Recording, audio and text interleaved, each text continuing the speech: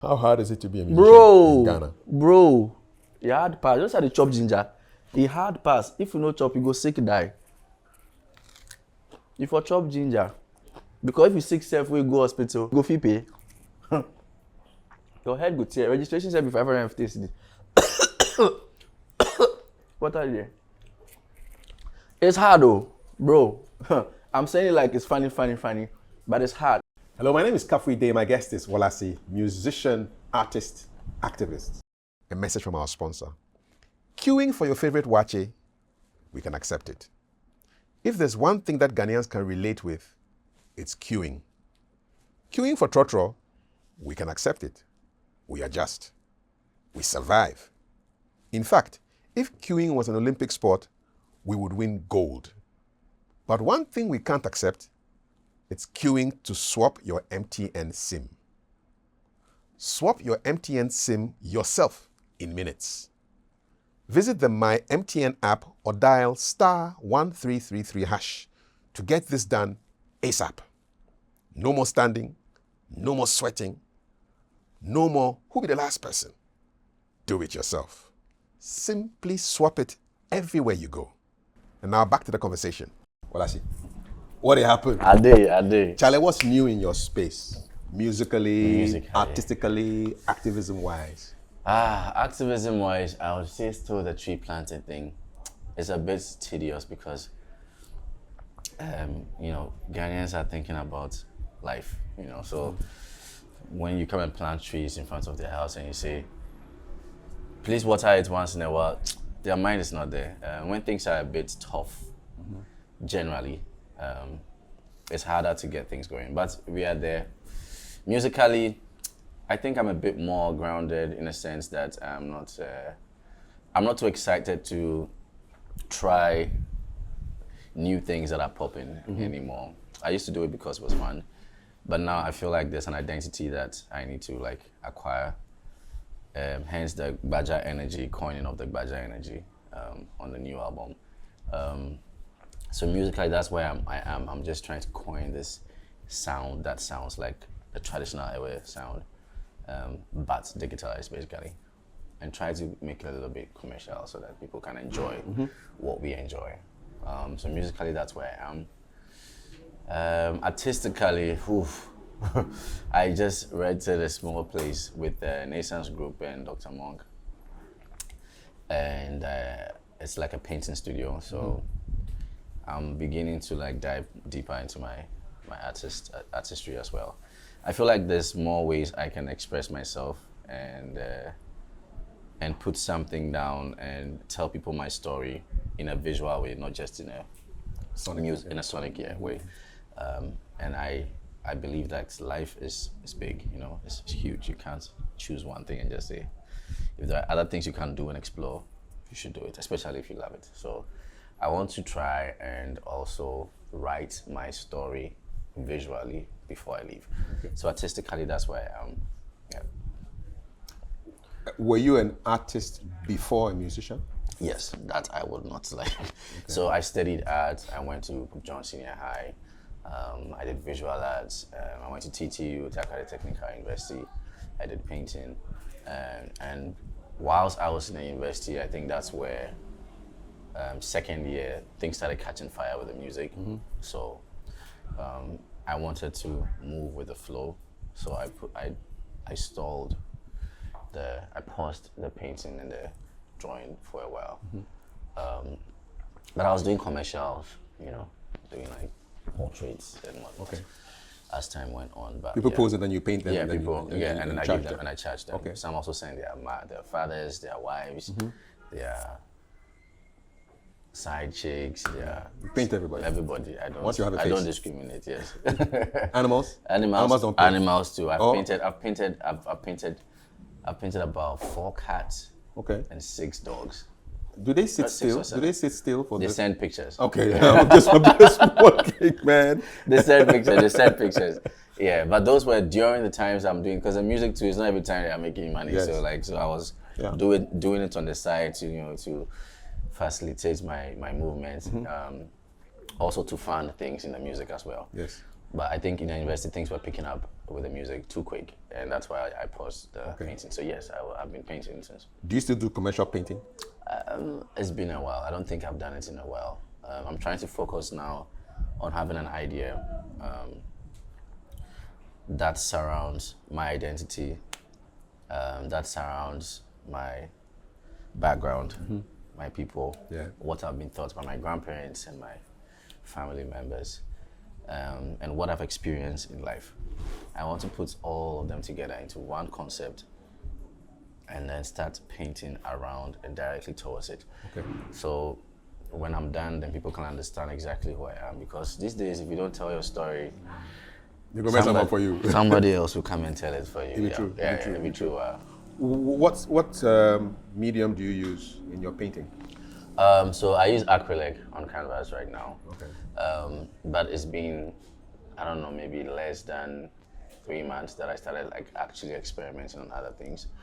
And I think in a year or two, it might not be that. It might be oil on wood or leaf or something. Is that what you're experimenting on now? That's what I'm experimenting on now. I'm trying to just move away from what I just studied now to like, who are you if you're an artist? I've never gotten the chance to ask myself that question. I've never gotten a chance to explore that part of myself until now. So I want to say a big thank you to the Dr. Monk Foundation for their support, but most importantly, Nations Group, because Nations Group have been very supportive with my art side, you know. So I want to say a big thank you to that, and I hope that I can bring back some attention and money, because it's all about money these days, you know, actually. Charlie, how you good one? Yeah. Even if you are doing the work and you're doing whatever, you still have to make money. Money makes the world go round. Thank you. Yeah. What times do you paint generally? Anytime.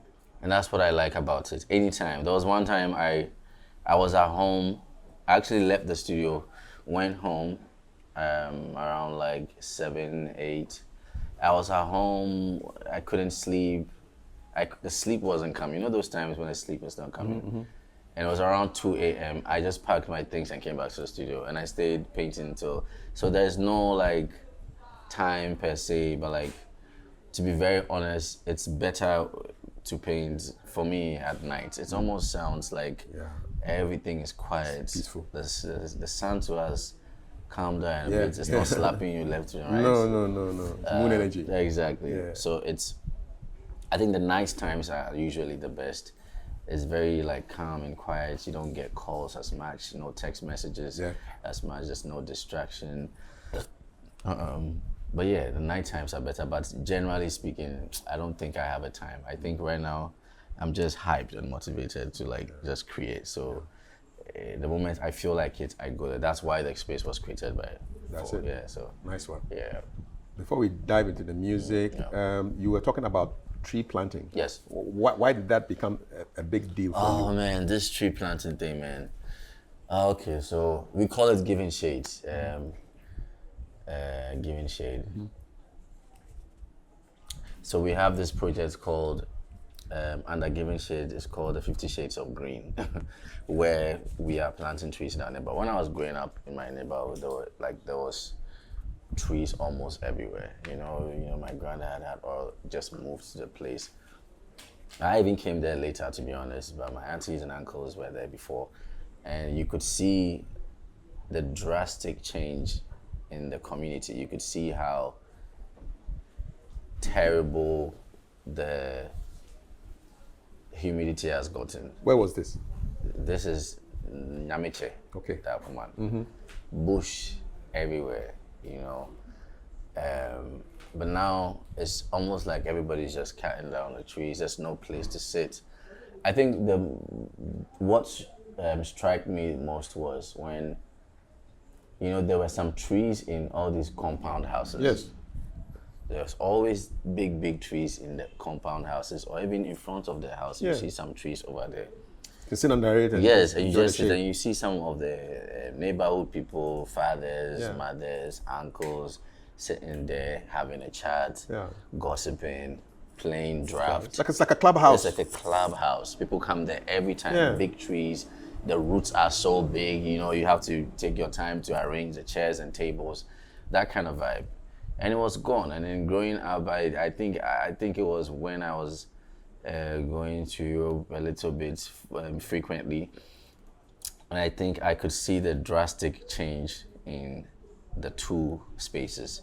You know, you walk down your streets and it's so hot and everything is so raw and dry and the floor is, like, everything is so like this. And then you walk down the streets in some countries and then they've made it like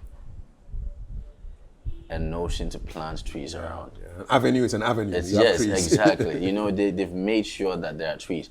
And what bothers me the most is the fact that it's not just like where you are, because when you go to East Legon, some places it's different. You know, when you go to Laboni, in some places it's different. You can't cut down the trees. Yeah.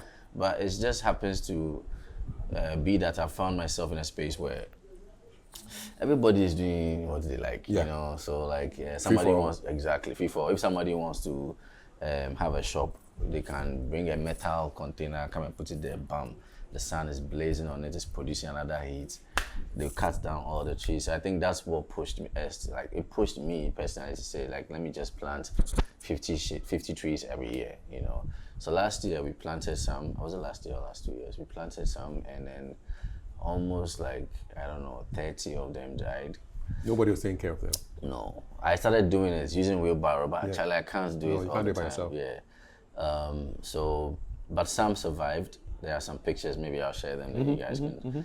Some survived, but this is because those that survived were right beside like a drainage system. So it's made it easier for them to get more water.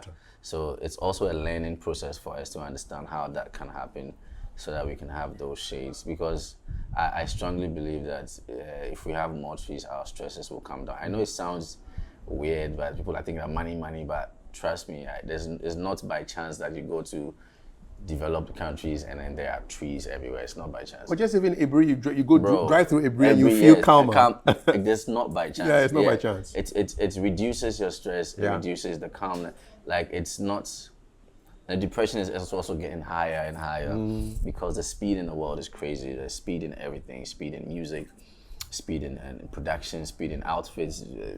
Mr. Price, all these, everything is fast, you know. Fast fashion. Fast fashion, you know, you're watching something quick, like what we're discussing. Everyone, Yeah, but it's coming back. Preservation, longitude, how do I put it? Longevity, yes. It's all coming back together as we grow. So I think these are some of the reasons why it's very important for me to do the tree planting thing, but I also need to focus on myself and also put my ideas down on earth before I leave, you know. So sometimes it's very hard to do that and do this, but we try as much as possible to do what you can. Yes, a month or two in a year to do that. Yeah. Okay. Yeah. Have you done something for this year yet? This year we've not done anything yet, so we are waiting for when it starts raining more. Yeah, and there'll be water. There'll be water, and then we can.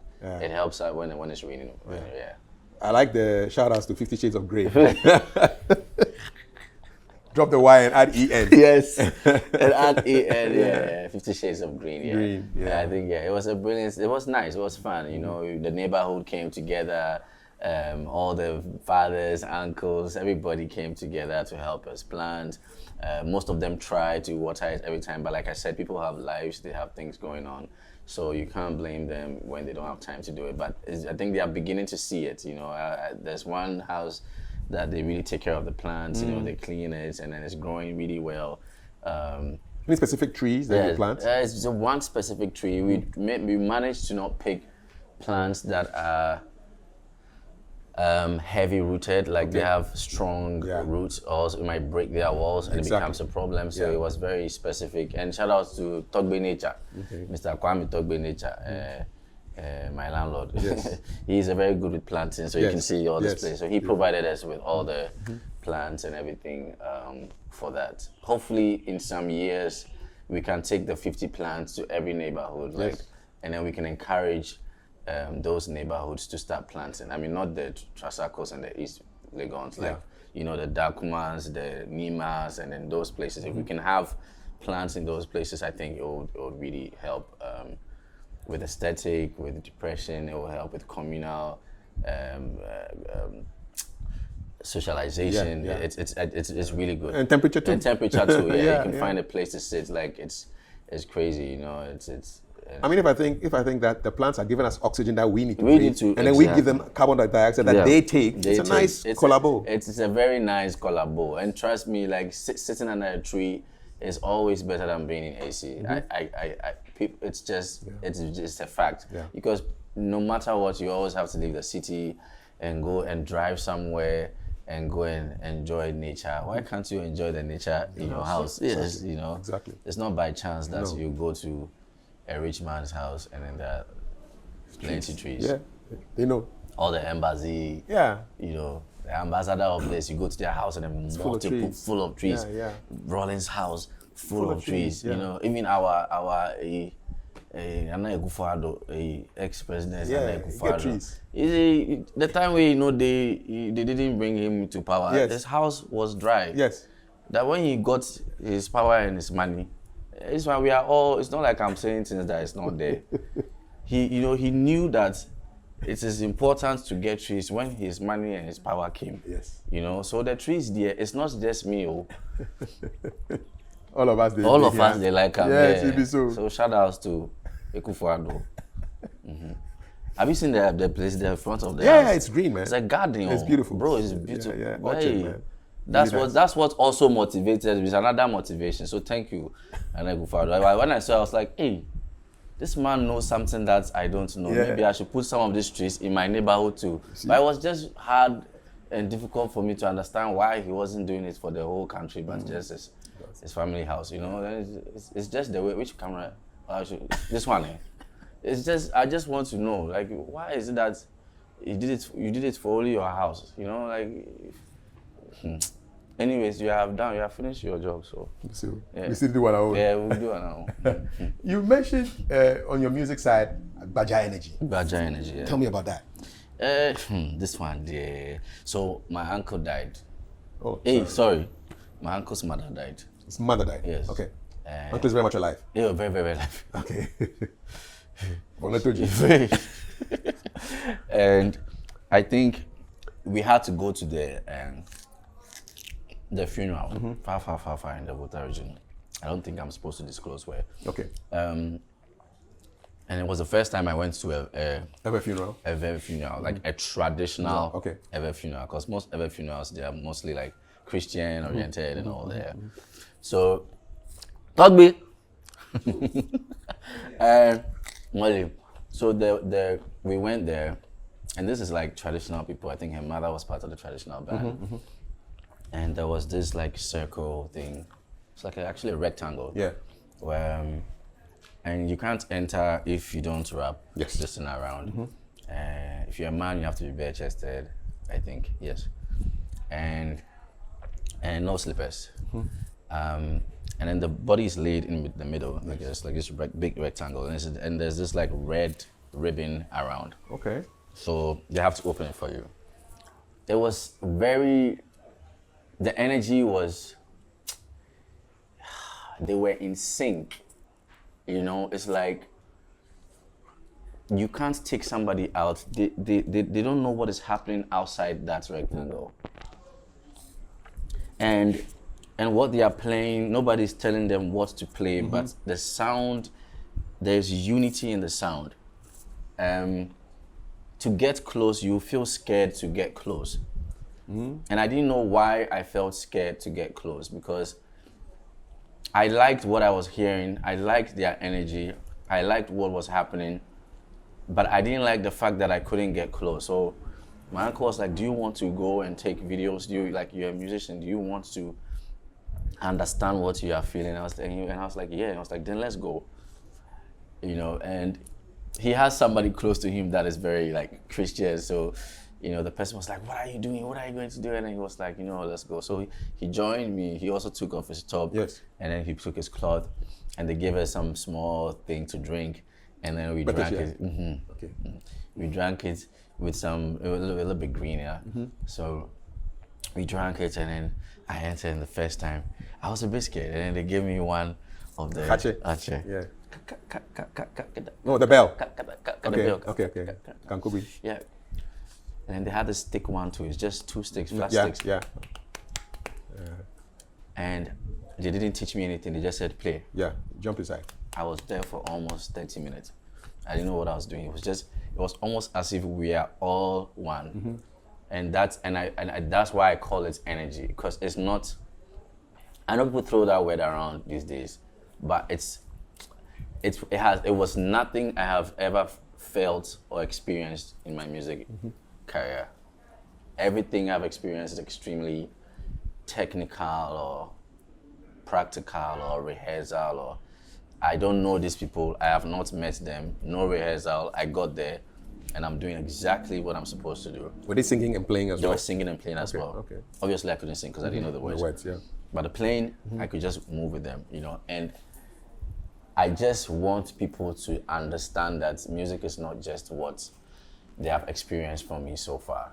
I have seen something, I've experienced something, and I want to capture that, a little bit of that energy, so people can just respect the culture from afar. It's not necessarily doing exactly what it is and putting it out there, no. It's letting people understand that there's something higher than just, you know, guitars and bass and drums and nah.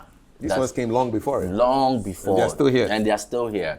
And they've not changed those songs for hundreds of years, you know? There must be some So value there's somewhere. exactly, and there's something going on there that we don't understand, that they will not share, they don't want to share. So sometimes I even question myself, then why do you want to share it? You know, if this is something that's so sacred, why do you want to share it?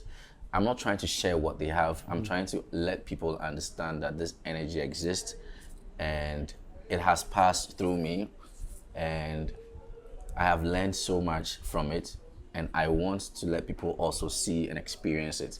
That's the whole point of culture, you know, for you to see it, experience it, and say, okay, you are here, you are there, I respect you, I move on to my life, you know. It's nice because some people will come to this world and they've not even entered Abozokai and they'll die. You know, they are living somewhere far, far. So if you come to this world and there are other things to experience, sometimes it's nice to just say, you know what, let me just see how it feels like, you know? Yeah. And I think I want to make it a choice of mine for the next 10 years of my life to like dive deeper into Baja energy. And it's not called Baja energy, I'm calling it Baja energy because it's Agbaja. Yes. You know, the name is actually Agbaja, but I'm calling it Baja energy because I feel like it's not just music, it's I don't know, it's a trance. That's the perfect, that's the perfect word. So that's why I'm doing Baja energy, and that's why most people somehow, and it's not on Spotify, it's not on Apple Music. People they fear the sound of it. Yeah, it's not that they fear. I think I value it so much. I don't want to put it out on those platforms. Also, it's because I don't really support some of the things Spotify is doing. You know, like I don't want to talk about it. It's not my business. But like, it's not ideal for artists. You know, it's nice for fame and it's good for if you want fame and you want exposure. It's perfect.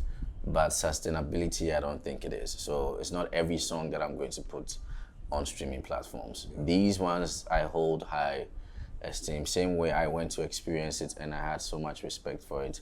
I'm learning to see the respect that I need for my craft as well. And that's why they are all on sale.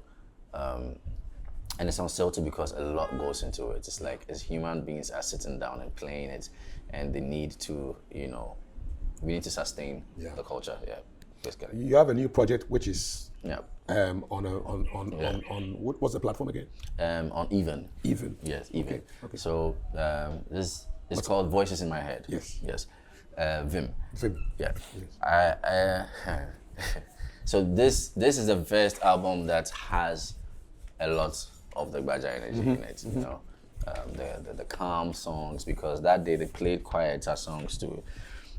They played songs, they performed songs without percussions. Like a cappella kind of thing. A cappella kind of thing. And you can still sense the energy. So you realize that the album is filled with a lot of a cappella hummings, you know, singing, and then other ones are heavy drums and heavy percussions. But yeah, that's the new album. Voices in My Head, yes. What's the theme of this? I mean, Voices in My Head. Voices What in are the My themes? Head, What are the kind of things you explore? Okay, so most of the themes were basically talking about things that I don't understand that I don't have to understand but experience.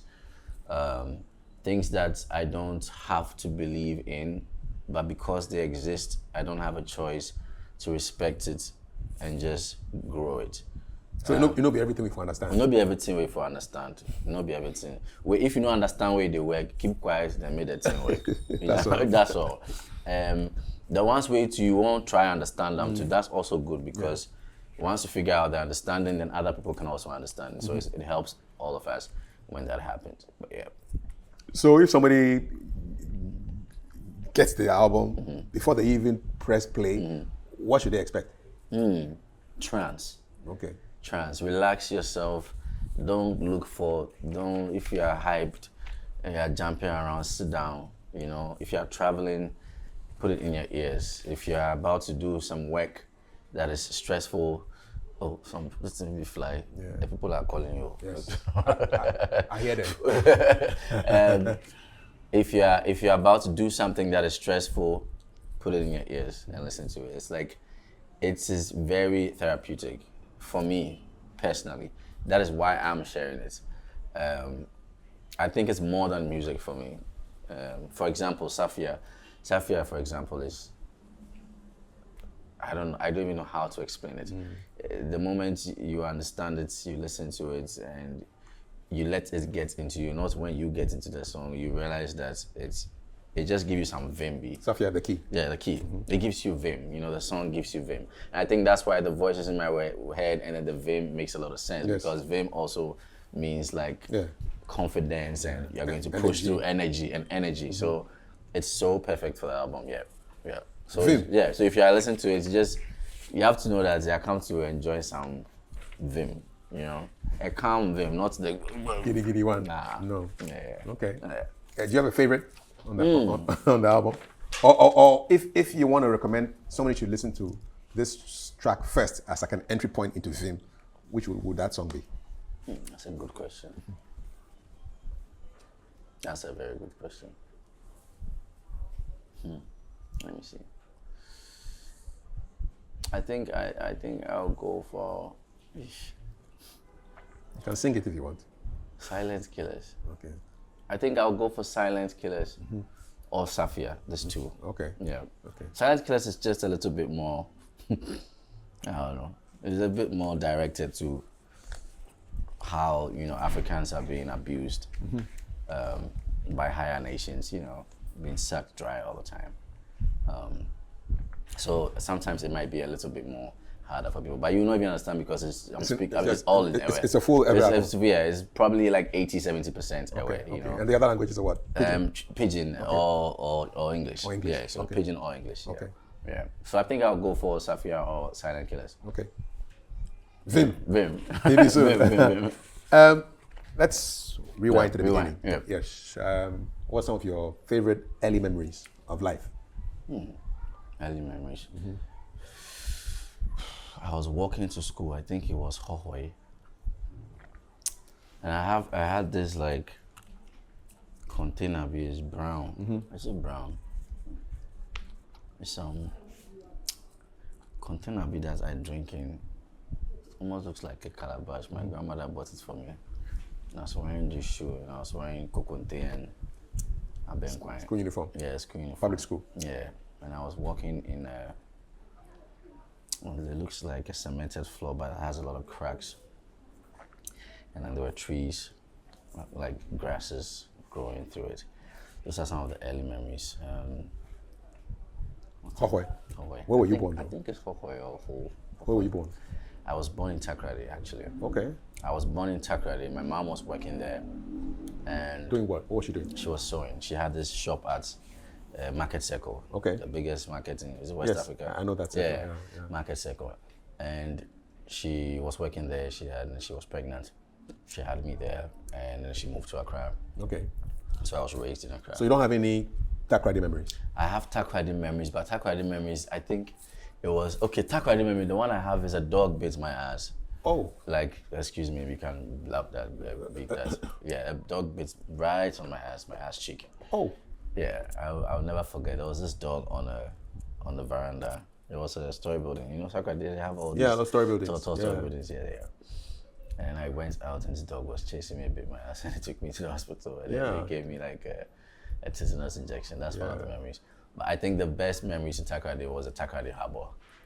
It used to be like so beautiful. Like there was this place at the Takoradi Day Harbor where they sell kebab, beer, drinks, and we go there, we drink malts, and I was young. You know, my dad would drive us all the way to the harbor bar. We grab some drinks, and then you can see the whole the waters and then the ships. I don't even know if that place still exists. Yeah, I know that place you're talking about. Yeah, really nice. Yeah, really nice. Those are my favorite moments in Takoradi. And Anchors. The brass band. Yes. Procession music. Yes.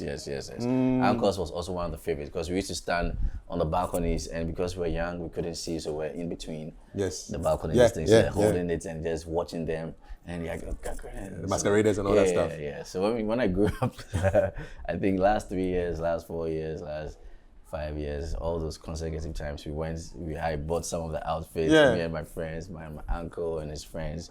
You know, we do it every year. Yes, experience it, not just watch. Every year. Shout out to Kofi, Mr. Black, Mr. Anderson, all of them. Yeah, Takoradi, beautiful place. Yeah, beautiful place. And Benji. Jamming. Your dad was working there as well? Yeah, my dad was working there. What was he doing? He was selling cars back then. Okay. Yeah, but he passed away, so rest in peace. Yeah. What did you learn from him? To be very honest, nothing, because he didn't raise me. Okay. My grandparents raised me. Because of the death, I guess, but I think it's also because he was not available. He died when you were very young? No, not when I was very young. Okay. But I have not learned much. I think the only thing I would say I've learned from him is consistency in himself. You know, there were times that I was with him that it almost looked like he was trying to do things for himself, you know. And it can come off as selfish, but I think it's also necessary for you to take care of yourself. Obviously, I'm not happy that he wasn't around, but that's one positive thing I can take out of it, where he tried to focus on, let me get this done, let me get this done, let's get here, let's get results. Results, exactly, for himself. I repeat, yes.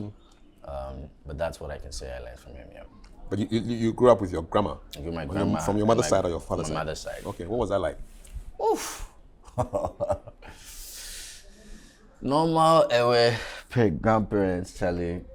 They normally spoil their grandchildren, no? Yeah, they didn't spoil us like that, oh, Charlie. I mean, to some people, they felt like we were spoiled, but Charlie, we were washing dishes till like 11 p.m. and since Charlie. So it wasn't spoiled. I think what I would say, I was a little bit upset growing up. We're all like, this woman, why? But when you start growing up, you start understanding why. We've gotten to an age where we believe letting children do what they like is the best way to raise a child. But I strongly believe that a child is supposed to be raised and geared towards a direction that is needed. Even when they don't like it. I strongly believe that a child is not supposed to be your friend, just your friend. You know, you can be friends, but if you focus highly on just, I want us to be friends, it becomes very tough, you know. I don't know much about raising kids. I don't have any yet. Hopefully I get to, but I think what I learned from my grandparents was equality, like everybody is doing their work, you know. I was cooking banku, I was setting fire in charcoal, you know. She will teach you how to cook. There's cooking happening. You're either fanning or you're cutting okra or everybody is hands-on. You're not going to be sitting somewhere and somebody's doing work for you. You understand? So you still have the cooking skills? Oh yeah. What's your signature dish? I think it's the okra soup, yeah. I'm still getting better for tideche. Nice. I don't like the stew, but I like the soup, yeah, the soup. With crab, egg, wele, and some small kotoje. That's it. It's fantastic. Good to and go. You put some big pepper on top. So that when the pepper is not existing, you ginger yourself. That's small. it, Yeah. man. So I she think, taught you all these things. Oh yes, yes. And you know, the teaching is not necessarily come and sit down and let me teach you. No. It's almost like carry this, put it here. You know, and she spoke multiple languages. What did you know, speak? She spoke Hausa, she spoke Ga, she spoke Fanti, she spoke Twi, she spoke Ewe. And she understood French, I think. I could be wrong. I hope my family members don't come for me. So multilingual. Yeah, because her family is from Togo. So, and my granddad was from Agbozuma. So, I think she was bilingual. That I can tell. Multilingual, yeah, man. multilingual. And apparently she spoke other ones too. You know those guys that walk around with those northern guys that walk around with their fabric. Yeah. She's always having communications with them, and we nobody knows what language this man is speaking, and we know it's not Hausa. Could be Kotokoli or any of the other languages. Exactly. So she was in the market a lot, so she tried to learn a lot of languages, and so even at home, she wake up one day and that day she's just speaking Ga. If you don't understand, she doesn't care, you know. So these are some of the things that I think I learned from my grandma. It was tough, and she was tough. I think it's because she grew up also in a tough space. So it was the only way she knew how to raise kids. I could be wrong, but everything has its goods and bads. So. And where did you live with her while she was raising you? Same place, Nyamiche, Dakuma. Dakuma, Nyamiche, okay. yeah. So we're around. We're in Nyamiche, but the whole place is Dakuman, basically. Yeah. What was Dakuma like at that time? Hey, Dakuman that time, God. Back then, Dakuman, those were the times where they catch a thief and then they put tires on them and burn them. That place was radical, man. Is this like the 90s or something? No, it's not 90s. I mean, when they born me, 1990. Yeah. Really? There was the necklacing They people? were doing that back then in Dakuman. What? Yeah. We're hearing it all the time. We're seeing it all the time. And it's not even, it was wild. It was on the news sometimes. Yeah. We were seeing some of them. There were scary things happening. People were more like radical, but there was also a sense of community, in a sense that if you are not from there and you come there to cause harm to anybody, you will be harmed. You will do. Yes. If you kill somebody, you might be killed. There was less control in the spaces than now, you know. Now I think I could be wrong, but like this is what I remember, you know. Where were the police, man? Hey, Charlie, there are some places that Police don't they go? Charlie, I'm this one day. I'm not going. I'm not Ghana police. I'm not coming for you, but I'm sure they cry. They know. Like there are some places that I think they can go anywhere they want, but like there are certain communities where they are doing it's like they are doing their thing. You know, there's an ecosystem going on, and we all know some of these places where it's extremely lawless. There's nothing happening, but it's also we also need those people in society because they also amount to a lot of development in society. They do a lot of work, you know, and they have their own ways of living, but it doesn't mean they're harming anybody. And I think those times there was a little bit of, you know, that are times, you know, those times even before the I'm robber type, that time. So now it's just reduced a little bit because, you know, I don't know if I should say it, because there are other means now of making money in the neighborhood, and things have changed. I can't even say I was there to witness them, but we saw some people made videos, some people also were living around who come and tell you the stories. You see some on the news. My grandparents were very strict. They made sure that we didn't go out because they were highly protective. If I want to play football, play the football here. That's all. Don't go and play it outside. I think she was scared. Yeah. Yeah. Rightly so, right? Yeah, but you can't change things like that because I'm in school, and then some of the hood boys are also coming to school. You meet some of them whether you like it or not. And that's what I love about my neighborhood. Like, everybody understands everybody. I think that's what I got, because there are some people that came to our school and you can tell that they are rougher than other people, you know. But in class, we are all one because we are all in the same class. So that identity is not in the classroom, you know. Separate. Yes, St. Stephen's Roman Catholic School and Church. I think it was a Catholic school. And I love how they made everybody come together in class, on campus, marching, playing drums. When you go back home, fine. But when you come back and you start understanding other people and learning from other people in different ways, you know, and respecting other people, because we are all not the same, Charlie. We are all not the same. You get to go back to the old neighborhood these days? No, I mean, I'm still there. I'm still there. Still actually. in the Dakuma area. Yeah, So you've seen the whole changes? Yeah, I've seen all the changes. You know, I've moved away for about some years and come back. But I've seen all the changes, and the changes are still going on. And that's why I started planting the trees there. You know, that's where I want to start, because that place I know. Yeah. You know, I know the place. I can go to everybody's house and say, my people, then they'll let you do it. And that's why we are starting over there, you know. But yeah. Is that where your music started? I would say yes, that's where my music started. At what age? What level? Music was, I think it was after secondary school. Where did you go to secondary school? Come again? Pop John. Pop John. Okay. Yeah. Cove Town. Cove Town. Okay. I think it was after secondary school, and I was waiting a year for to go to the university. I was bored. Hey, I was so bored. So I was like, what can I do? I don't know how to sit still, you know. But I was listening to the radio a lot. I think that time there was YFM, and then there was, what's his name? Jeremy and Jay Foley. That squad. Yeah. There were other people too. And there was this man with a deep voice, dark, short man. On why? Yeah. On why? On why? I don't know whether it was why itself, but another dog, is it Kweku or something, I don't know. But they were playing good music, like, you know, they played really good music. And I kept asking myself, like, this music thing, how is it done? Like, do you, like, and I called a friend and he told me FL, I took FL, started learning. Fruity Loops, yes. And it was very simple to understand, it was easy to understand.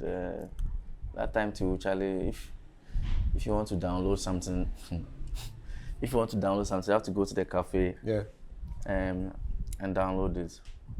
And if your money finishes before the hour and the thing hasn't finished downloading, you have to pay more.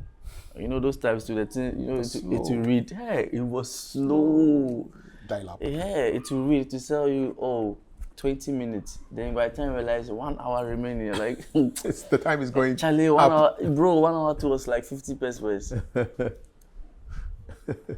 I still owe that man 50 pesos. Bro, it was crazy.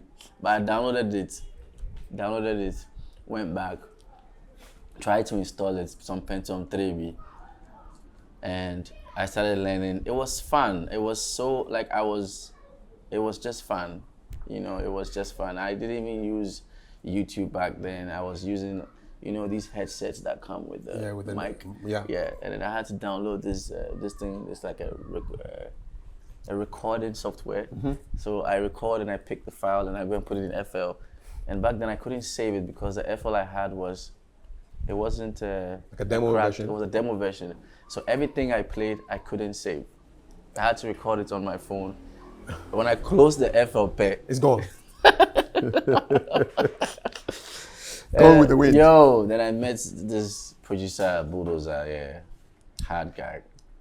He was in the neighborhood. Somebody introduced me to him. I went to his studio. He has a setup, everything. I was like, oh. Still in the Dakman area? No, he's not there. No, I don't think he is. But that wasn't Dakman? No, that wasn't Dakman. Okay. It was like the same neighborhood. And I didn't even know how to do delays and reverb, but I hear it. Yes. So what I used to do is, like, I stand far and then I record it and I use it for a reverb. Yeah. Or I go to the bathroom. And when I want to do a delay, I sing and I sing again and I sing again and I sing again.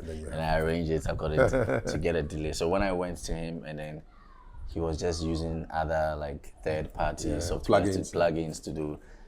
And I was like, oh. You hustled before. And that's when I found plugins. I was like, oh my God. And then, so shout out to Bulldozer, he really helped me on that part. And then I started taking it seriously. And that's when I met the first label, Supreme Rights, and I met Sammy Cube, and one of the best sound engineers right now in Accra. He's grown a lot. Charlie, shout out to Cube. He's taught me so much about production, recording, setting your mic, timing, all that. In terms of studio production, he's taught me so much. Introduced me to Cubase, introduced me to One Studio.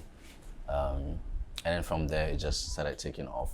I met Sinku, and they also started teaching me like live music, you know, take 5, take this, that, 5-2, 4-4, 3-5, all those timings, yes.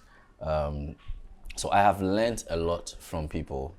The only love I had was the music, and it just took me to meet people who just also, you know, I understood what I wanted, but I didn't know the names of them. I didn't know, and I was focusing on the school as well, and trying to have good grades. So you went to university? Yeah, I went to TTU. That kind of okay, thing. Yes. All the visual stuff. Okay. So that's where I did the visual stuff. But I think it was also flexible. It was such a fresh school back then. You know, I don't know how it looks now, but they had just set up a new building, huge building. I think it's one of the best art schools in Ghana, in my opinion. I've not been to other art schools. Because they are more about the practical aspects of painting, you know. Which is what art should be. Really. But I mean, these days you can't say things like that because they'll think you are discriminating towards. You know? I mean, learn some small theory, but practicalize. The theoretical aspect of it also helps for you to conceptual art in different ways that can be consumed, you know.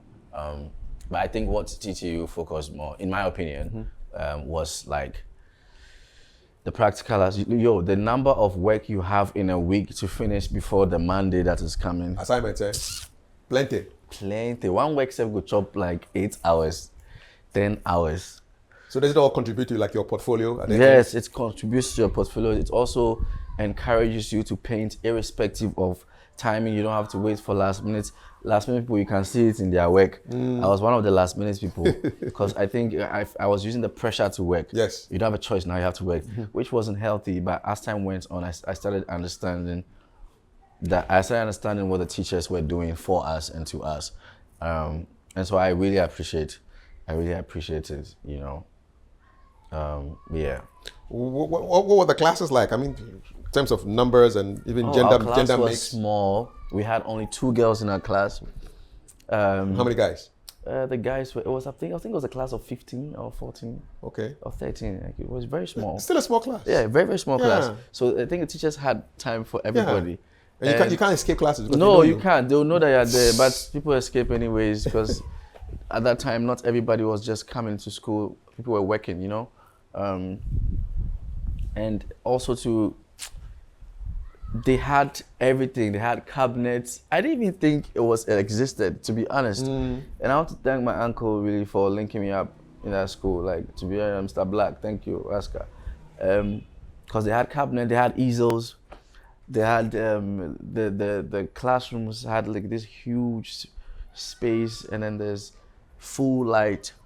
TTU is a very good art school. Well equipped. And the teachers were hands-on, you know, hands-on. Like, and if somebody is slacking, not slacking intentionally, but like falling behind, you know, due to they are not, you know, as we wait. It's like the teachers have a way of doing it in a way that everybody's waiting for everybody to catch up and meet in the middle ground, you know. Nice. So I think it encouraged everybody to do well, and encouraged those who are doing fast to also encourage the other ones to come to a middle ground. I think it's a very good school. If I had some trust, I've been thinking about going back, honestly. You haven't been back since you graduated? No, okay. I have not been back since I graduated. I think I would like to go back and see how best I can enhance it, because I actually miss the idea of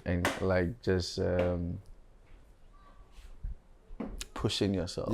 That's what they did. That's what they did. Yeah. They have a good way of pushing.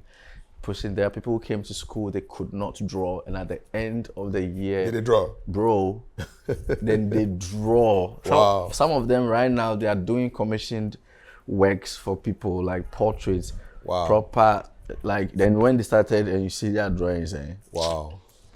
wild. So I would say it's one of the best times in my life. So it's also because I was doing what I loved, you know. So yeah, TTU was fun. Did you have a course like art for business for those who wanted to go and commercialize it? We didn't have a course for business, but we did a little bit of, I don't know if that counts, but we did a little bit of business and economics in Pope John. Yep. So that also helped a little bit, but there wasn't, not that I remember, I don't think there was a course for business, art business, no. You think it would have helped? No, I think it would have highly helped. Yeah. But the course was 3 years, it was tight. They wanted to build your character and build you to paint, you know. If they added that one, it would have taken away from that. And maybe after that, you can go and do the course, you know, differently. Yeah. So I believe that it was the best way for them to go.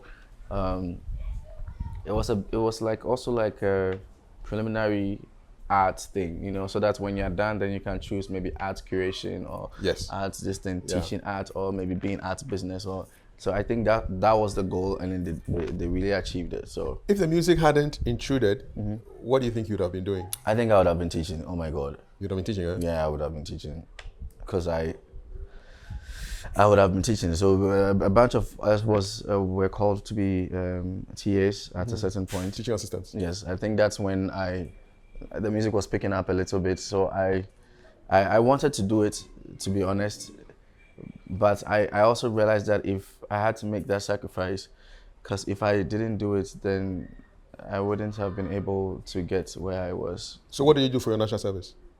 I was an assistant administrator to an administrator at National Service, NSS, Cape Coast. Okay. I wouldn't lie, I enjoyed it. And they had this nice, old, like, probably like 1850s Cape Coast building, like a very old building that has been renovated a little bit, high ceiling. And that's where I was sleeping and I was renting. And I had this old fancy lady, very, very proper, well-spoken. Oh, Worlasi, what do you want to eat? It was such a nice experience, you know, being in Cape Coast and experiencing that lifestyle. It was nice, and it was close to the sea too. So sometimes when I'm bored, I walk. Most of the kids, I don't think they went to school. Some of the fishermen's kids, I don't think they went to school, but they lived. You could tell that they lived, hopping, and you see a 4 or 5 year old kid jumping into the deep sea, coming back half naked, butt naked, walking around, just enjoying, like feeling free. It was two different worlds, you know. And I'm dressing up and walking into the office with AC, and then I go back and people are yelling, children are yelling, Fmadamam. It was fun. Did you get time were you writing music at that time? Yeah, Songs? I was writing a lot of music at that time. I was writing music so much at that time because all I had was music. I couldn't paint, I couldn't sketch. All I had was music. And your time is, you have to be there earlier than everybody. Like, you can't be late, you know? So no. But I wrote a lot of music. I couldn't paint enough, so I was writing a lot of music then. And I think it helped me write better and write more. Because when all you do is music, it's fun, but there's nothing taking you away from it.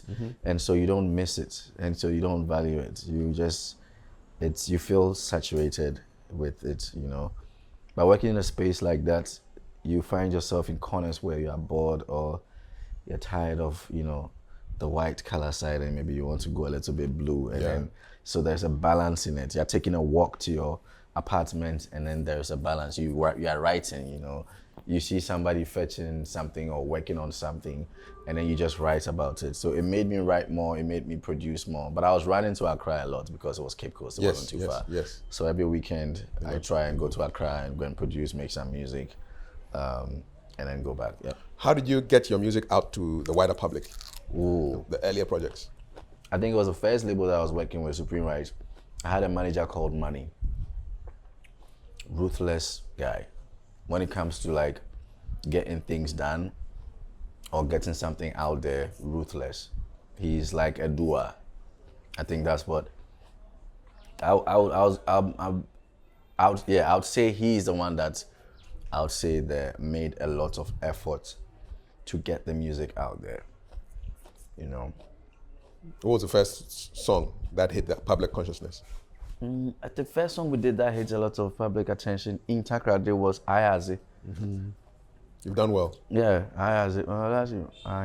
It's a very, very calm, catchy, inspirational song. It was my first single actually. And You spoke Fanti? I spoke a little bit of Fanti. Okay, yeah. Because my mom speaks Fanti with me sometimes. Because she grew up there. She speaks Fanti a lot. My mom's like a Fanti one, to be honest. Anyway, so that was the first song. But I don't even think, was that on their label? I don't think so. But that was the first song that picked up a little bit. But it didn't pick up in Accra. It picked up in Kafui Dey. And a little bit here, but not too much.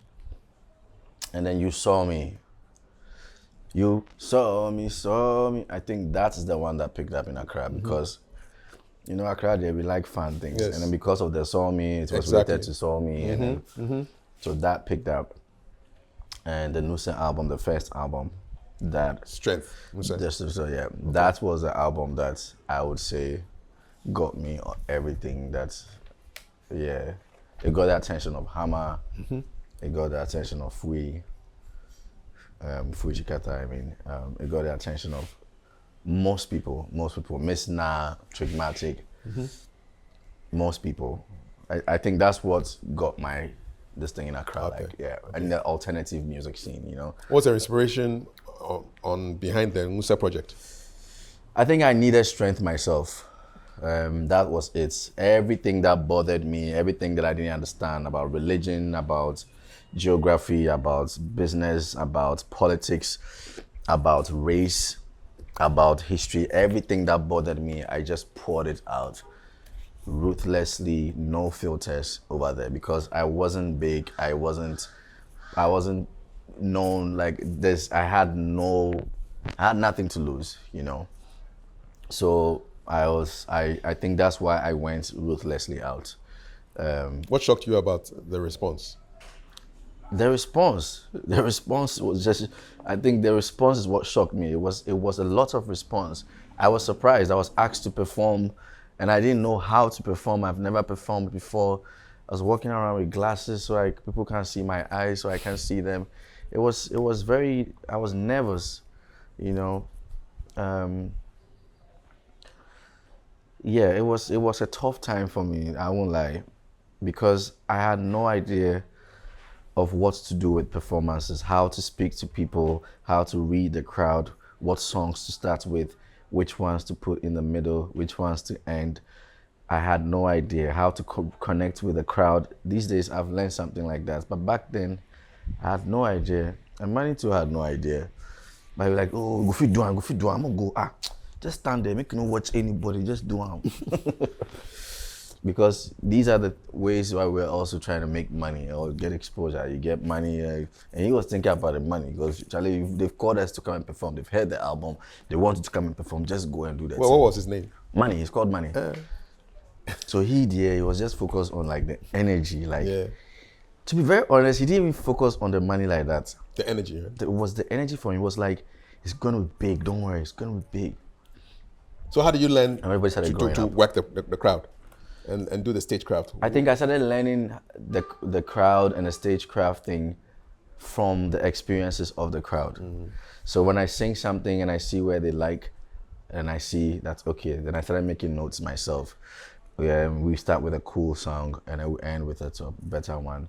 When the crowd is dull, I'll stop and say something, engage them a little bit, and then go. And I also watched other people too. I watched other people perform online. You know, I would watch like Richard Bona's performances, just to see like how he's, you know, performing and all that. Bob Marley's performances. But these people is different because they already have, the song is already big, you know. But I still did. I still watched a lot of it. I watched Mensa, One Love. I watched Manifest performances. I watched Sinadagadu and his band's performances. Those ones were also good. Salty Soul, like during the Coke Studio thing, I learnt a lot over there too. So it's not just me making notes, it's just also me watching people also work. What was the Coke Studio Africa experience like? Oof. How did that come about? Well, to be honest, I don't know. We got an email, and then Manny came and said, Charlie, for go Kenya for this thing. Okay, cool. And then we bounced, and then we went. I would say it was very professional. It was, apart from performing with Ari Mafia, I think that is one of the most professional spaces that I have been in as a music musician. How do you mean? Maybe I've not been, I don't want to throw shade or anything, but Charlie, before I went to Kenya, I had only performed on stages with, I think, Manifest and Sack for VGMA, back then called VGMA. And then the experience was different. But maybe it's also because I wasn't a main artist over there. And I think after like a year or two, that's when I went to Coke Studio, and the experience was different. Artists are treated like there's a buffet, first of all. So there's breakfast. There's a bus that's carrying you around. There's everybody's walking around with a walkie-talkie. You know, are you ready? Are you okay? They make sure that you are okay, so that you can also think about the work that you're coming to deliver. Thank you. And I'm not comparing, but back then, with my experience, like I said, maybe because I wasn't a top artist in Ghana, I didn't get that experience. But I wasn't a top artist in Kenya neither.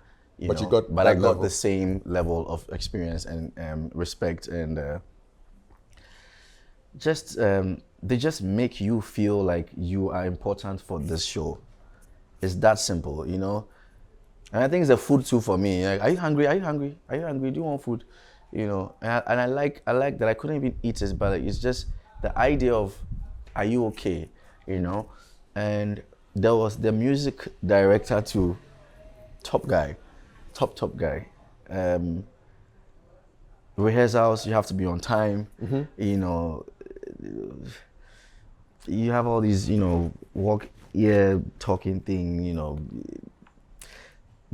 you have a place you are standing. It's all marked on the floor. You know, so the production is tight. It's tight, bro. It's tight. You can't make a small mistake. You have to sing. You can't make a mistake. It's tight, and if you see how they are taking their work seriously, nobody will tell you. For step up. And so when the show starts and then the camera is rolling, everything seems perfect and it seems in place. And I think that's what I loved about it. I will not even sit here and say, like, Charlie, you have to give to Caesar what belongs to Caesar. The production was tight. How long were you in Kenya? Oh, like 5 days, man. Okay. Oh, sorry. No worry. No, that's fine. Okay, 5 days. 5 or 6 days. Nairobi? Yes, Nairobi. Okay. Yeah. Yes. Good experience. Very good experience. Very, very good experience. Did they get you to see the city outside of just the music? You do some little travel, no, sightseeing? I didn't. No, I did that like later on, like 3 years ago. No. 3 years ago, I went back to Kenya again to go and see the zebras. Mm-hmm. I went to the safari thing because I didn't get a chance to do that on that time. Everything was tight. Like even after everything, there was also this club party thing, so everybody has to attend. It was fun. Like it's I would say that it was a nice experience, and they treated me with respect, even though like I was the unsung artist, basically. Yeah. Yes, that's what we call it here. But yes. is that project still running? I have no idea, to be honest. To be honest, I don't know. But it's a very good project, and I think it has helped me a lot. How did it impact your career? When I came back, that's when I started taking performances seriously. That's when I started finding like the live band like my thing, you know. And I was like, you know what, I'm not doing this MP3 thing. Not again, but like I will not be doing it as much. I've found something that I believe is I connect to more. Same way I found Baja Energy now. So it's pivotal to your career. Exactly, very, very pivotal, extremely pivotal. And then performing with Ari Mafia too, also highly. Day two, same thing. Rehearsals tight, timing tight. It's not here that you can pause. Back, mimba, and you go later. No, but that's also another vibe of performance, which I love, to be honest, because it's not too tight. It's a little bit Relaxed. So I love it too. But it's good to have that other experience as well, because playing with people who are playing flute and violins and things, Charlie, you don't go feel just the you go fuck up everybody. Everything, man. Yeah. Charlie, let's talk about some of your major projects. Therapy, 2023. What was the idea behind that, man? Shout out to David Hammond. I couldn't have done it without him. Shout out to David Hammond, man. Brilliant guy. I met him online, I think. He sent me some files. He has some beats he wants to send. And that was when I was about to do therapy. So I started doing therapy because there was a point in my life where I started understanding that my mental health is also important, and that I needed to go for therapy and all that, because it was happening around so much. Everybody was talking about therapy. You have to find a therapist. You have childhood traumas. But was anything going on in your life in particular? Not necessarily, but I was also a little bit like off and down, because I was not doing music. I wasn't painting. I wasn't doing anything. I was just a little bit on hold and stuck. So there was a lot of things going on in my head. And obviously too, I didn't want to use my money to go and pay 500, 700 cedis, per hour every day for therapy, So I also grew up, in a space where we don't go for therapy. No. Do you understand? If you have something you want to talk about, you're going through, call the boys. We'll go and sit as suggesting, and we'll all start talking. So, Charlie, what they happen plus your side. But this thing where they happen, this be how you put them. We all help ourselves. So like group work. So this thing was bothering me, and I said, let me write a song about it. I think that is my privilege. I wouldn't lie. I think that's one of my highest privilege, which is that when I'm going through something, I can use music to dissect it and then break it down into a lyric, into a song, into a melody, and then make it something that I can digest in a different way, so that it doesn't come off like that. It's like buying ginger, and instead of just chewing it raw like the way I'm chewing, you roast it small and add some salt and add some fish, and it becomes something else. And that's what that album was for me, because I was going through this mindset of, therapy, you have to do this, you have to behave like, you have to do it. And everybody was saying everything, And here's the case. I had friends who have been on therapy for years. Really? Yeah, but still, it's not... They work. Bro, and I'm not saying it doesn't work, please. It makes it better, but you... They talk. Yeah, you ask a psychiatrist or a therapist, and they'll tell you, Charlie, there is no cure to mental health. They'll tell you they've never cured anybody per se, but they'll direct you to a space that is a little bit better, So I was very confused, so I had to change that ginger into fish stew. Yeah. So I think that is what the album was for me, and David Hammond was perfect for it. It was very, very, how do I put it? When you're working with somebody and they are making it about their idea and not them, that's what I like in collaboration. You took ego out of it. There's no ego safe. If there was ego, it's maybe in his own life, but anytime we're working, and I was also like, I bring an idea, he brings an idea, all our focus is on the idea. Like, so how do we make the idea like this? I think that's what I like about him. How did it make you feel? Oh, it was so good. It's so good to work with people that understand that we are working on the work, not us. Because there's a lot of ego people in the music industry. It's not about you, it's not about me. Yeah. Like, it's okay, this one, no, And the ego there to be there, sometimes it's there, it's necessary. But I was very excited about the album. So it wasn't about ego for me, and it was about therapy. I had to open up about this album. There was no way I could have been egotistic or whatever on this album. It couldn't have happened, because I was opening up a lot on the album, And shout outs to Obi and Ponsa, Lexi, the comedians. Yes, yeah. You hang with them a lot? You hang with comedians a lot? Not a lot, Oh, you but do stand I up sometimes. love. Do you do stand up sometimes? No, I wish. I wish I could. I wish I could. Sometimes maybe if I had the courage and then the time, I would love to. But no, I don't. I don't hang out with them a lot, but I like going to their shows quietly okay. And watching them sometimes. And then they also come to my shows quite often. Okay. And they show a lot of support. So the last song was a discussion about therapy. I think that's also one of the best tracks.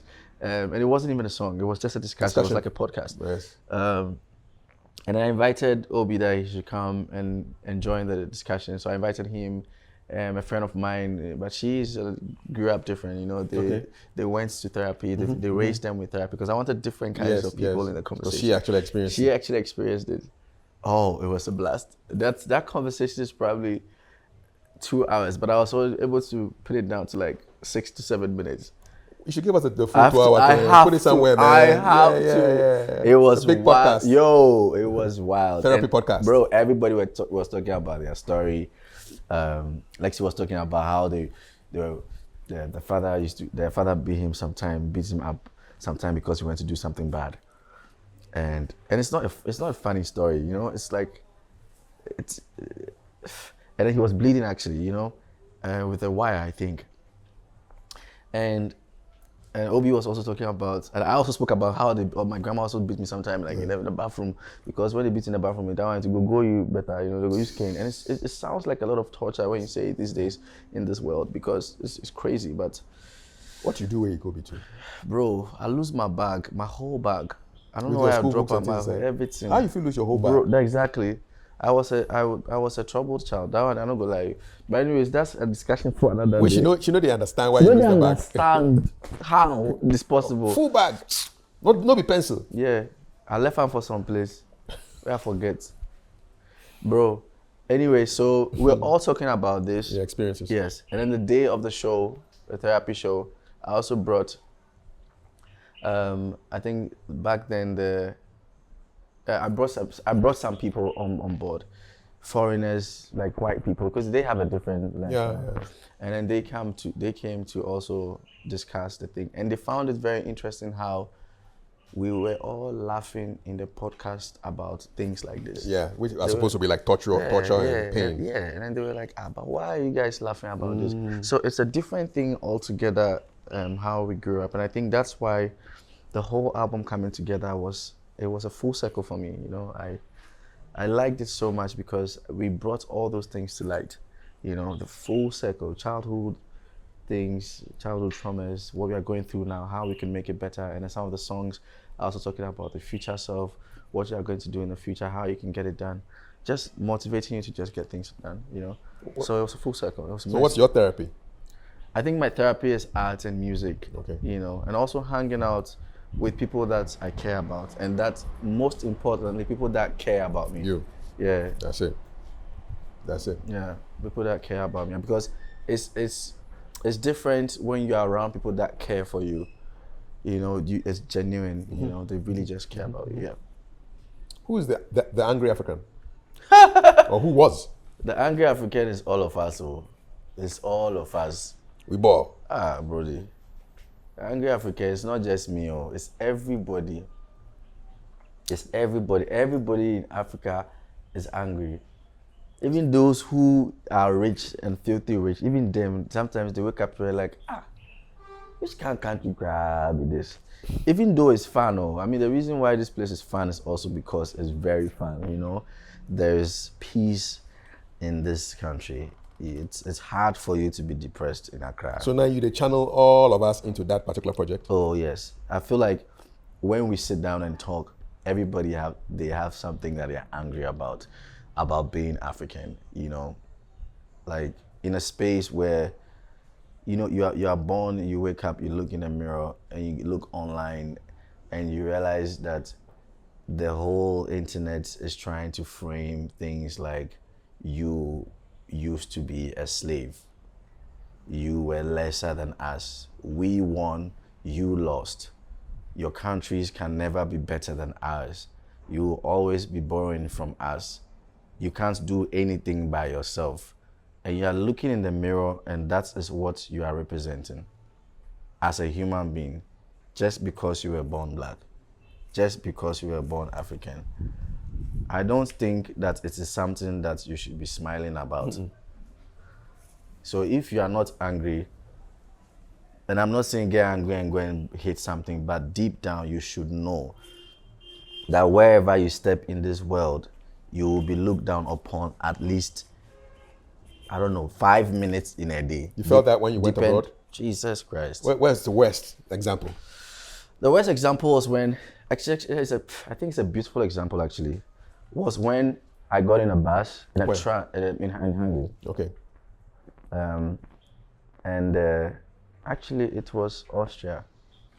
And then I was in a bus and there was a woman with a baby and I was at the back. And because the woman had the baby like this, the baby was facing watching me. you. Yes. So I was on my phone and then the baby was watching me. I mean, it's a child. I'm sure I'll be probably the first black person. Maybe, I don't know. But it was just watching me, you know, and it was smiling too. So I was smiling back, smiling back. And the woman turned, watched me in a certain way and just moved the baby as if like, and I'm not saying, I mean, obviously it looks like it's a bit creepy too if a stranger is smiling at your kid. But in Ghana, when a stranger is smiling at your kid, it's not a bad thing. No. It's like you found somebody else that cares for your child. Yeah. We even make faces at the baby and we play do you understand? Them, you know? Yeah. Because even the mother said we are tired of playing with the baby. So like somebody else can also come and help. But this is the case where this woman shoved the baby off. And I know it's not because it was creepy. I think it was because I know it's because I was black. Because I wasn't the only person there trying to play with the kid, you know? And I get it, I understand. You know, there was another one too where I was walking by this old lady's house and I paused there to stand there to wait for an Uber. And then the windows were open and then she came out. And then when she came out and saw me, and then she big black man. she was scared. And then she went back quickly. Still Austria? Yeah. No, this is Hungary. Hungry. Yeah. And she went back quickly and then closed some of the windows. Hey. She was a bit scared. Yeah. And I get it. I get it, you know. It's a stigma, you know, and I get it. I do get it, to be honest. I do get it. When I go to circle, I'm holding my phone. So everybody in the you don't go you don't flaunt it too much. Yeah. So I didn't blame her because if you work for circle, you know, hold your phone. No, you for be sharp. For look sharp. So it's a stigma that is attached to being an African man or woman. It doesn't matter. Wherever you are placed, it's almost like you are even part of them because of inclusion. If you find somebody in a space, it's not all the time, but mostly you find somebody that's brilliant in a space that is also amongst brilliant people. It's almost as if, we need some diversity in this thing, so let's put some.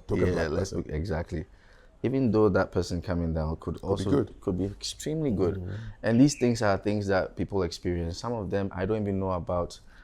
And I get DMs a lot. People send me stories. Hi, I am this. This is what I went through. In case you want to write a story, write about this. Hi, I am this. Dead ass. Dead ass, bro. Dead ass.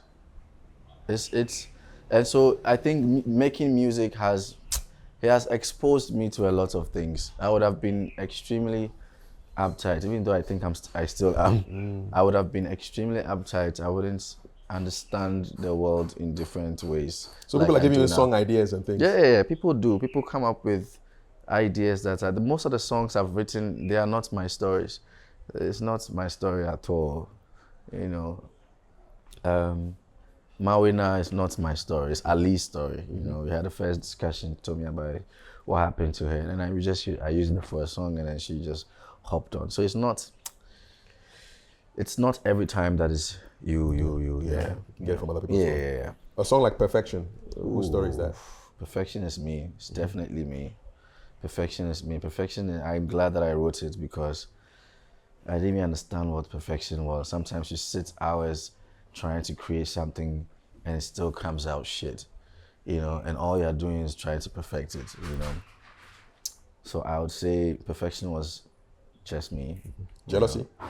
Jealousy was me too. Jealousy was me, highly me. Jealousy was so true to myself and to my surrounding. I found myself in a space where the most spoken language is Tree or I can, whichever one. And so, you know, it's easier for a song to do extremely well when it's in that language. And here you are trying to speak another language. And I think it makes it extremely difficult for you to do well and even get an award, you know. So I appreciate 3 Music for giving me the Alternative Artist of the Year, Song of the Year. I was glad that a song that had my local dialect, you know, was also recognized in this country. So jealousy was very, very important to me because sometimes I wake up and I feel like, why am I not speaking that language? Even though I could, you know. So I am jealous of the fact that I could just easily do that because I know so many musicians in Ghana who are Iwes, but they never sing. They will never sing Ewe song because they understand. You know, they understand that it's marketing, it's business, and I am trying to. I don't know what the fuck, honestly, I'm trying to do, but also too, I think it's because I enjoy it. Yeah. You know, I enjoy the mother tongue so much. The way it rolls on instruments, the way it rolls on the tongue, how heavy it is, how soft it is, the proverbs, the tonations. It's different from the normal thing we hear every time. I don't think I can ever stop. You know, it's plain, simple, beautiful. And it's alienated too. So anytime I even hear it, I'm like, what is this, you know? And so even though I feel slightly jealous, I also feel like I have something that's, you know, and jealous, I use the word jealous because that's a word we use in this side of town, but it's not jealousy, it's fear of missing out, you know. FOMO. Yes, it's fear of missing out. That's an opportunity that you could have just taken that opportunity to also sing in it. For example, The Man and the God, the album that I did with Sinku Live, there was one song, Okasia, and when I'm performing that album every time, people are singing that song more than they sing the other ones. They sing the other ones, but because Okasia is in a language, it makes it easier. You know, it's the same thing with how people were like, Sarkodie has to speak English to blow up in the UK or in the US. The same kind of construct. But it works. It works. Yeah. It works. That's that one. Yeah, it works. It works. You cannot. It works. Yeah. So that's why jealousy was important to me. Yeah. It was important for me to address that part of my life and other things too. You know, you meet certain people and their parents are like pushing a lot of money into their music. You know, so you're like, Charlie, I wish somebody would give me like 50K or 100K. Like, make I just put time and say, I go push this thing, you know, so that I can reach people, you know. And most people look at me like, oh, you don't push your song. You don't understand the money that goes into music. You have no idea. Like, oh, you don't push you don't push, like, people are spending $1 million, $2 million US on one fucking project, you know? And the song is everywhere. You think it's magic. It's not. So I would say that I addressed a lot of things in jealousy. There were things that I felt like I was scared of missing out, and I was missing out.